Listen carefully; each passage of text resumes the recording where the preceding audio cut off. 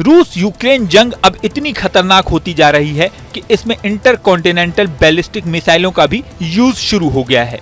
दावा किया जा रहा है कि रूस ने पहली बार इस जंग में इंटरकॉन्टिनेंटल बैलिस्टिक मिसाइलें यानी ICBM का यूज किया है। ये मिसाइलें इतनी खतरनाक थीं कि यूक्रेन का डिम्प्रो शहर पूरी तरह से तबाह हो गया। यूक्रेनी वायुसेना ने दावा किया है कि रूस ने जो इंटरकॉन्टिनेंटल बैलिस्टिक मिसाइलें यूज की हैं, वो थी RS-26 रूबेज। RS-26 रूबेज मिसाइलें आज तक रूस ने कभी भी यूज नहीं की थी। ये बेहद खतरनाक और लेटेस्ट ICBM है। इनकी रेंज 6000 किलोमीटर से ज्यादा है, यानी अमेरिका तक पर इनसे निशाना लगाया जा सकता है। ये परमाणु वॉरहेड ले जाने में भी सक्षम है।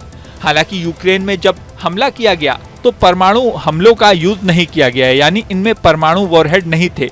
लेकिन इस हमले के बाद आशंका जताई जा रही है कि रूस कभी भी परमाणु वॉरहेड का भी इस्तेमाल कर सकता है। इन मिसाइलों के बारे में बता दें कि रूस ने 2011 में ही इनका टेस्ट कर लिया था और 2011 से 17 के बीच इसके कई टेस्ट हुए जो कि पूरी तरह सक्सेसफुल रहे। 2017 से ही इसके यूज की प्लानिंग थी, लेकिन इस प्लानिंग को 2028 तक के लिए टाल दिया गया। अब ये दावा सामने आया है कि 2028 की बजाय रूस ने अभी से इसे यूज करना शुरू कर दिया है। यूक्रेनी सेना ने दावा किया है कि डिम्प्रो शहर पर इन मिसाइलों का यूज किया गया और शहर को पूरी तरह से तबाह कर दिया गया।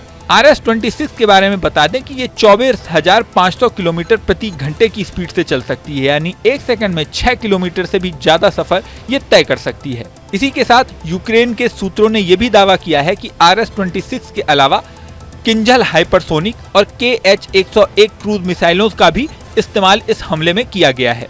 हालांकि रूस की ओर से इस हमले के बारे में कुछ भी नहीं कहा गया है।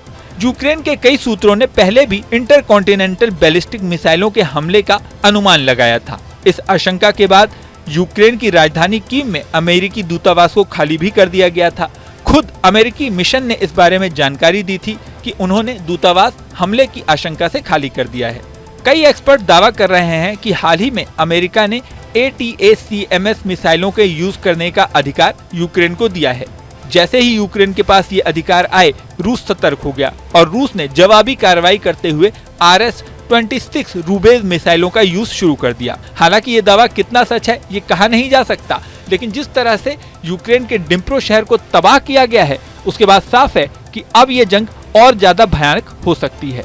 हाल ही में रूस की ओर से ये भी दावा किया गया था कि अगर जंग में जरूरत पड़ी तो वो परमाणु हथियारों का भी इस्तेमाल करेंगे। इस दावे के बाद इंटरकॉन्टिनेंटल बैलिस्टिक मिसाइलों का यूज करना ये साफ संकेत करता है कि ये जंग कभी भी महातबाही का रूप ले सकती है।